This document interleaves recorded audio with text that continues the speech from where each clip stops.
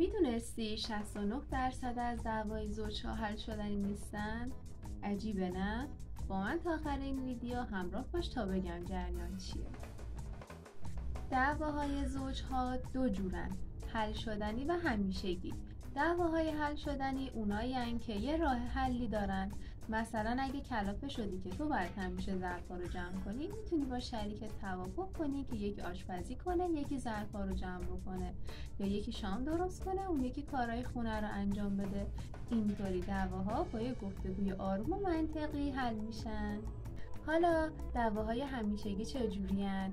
اینا یه کمی دردسرسازن و به خاطر تفاوت عمیق بین شماست.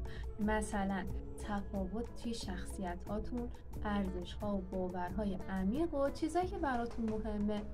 حتی اگه فکر کنی که کامل ترین پارتنر دنیا رو هم داری، بازم این مسائل یه جای خودشون نشون میدن و باعث بحث بینتون میشه.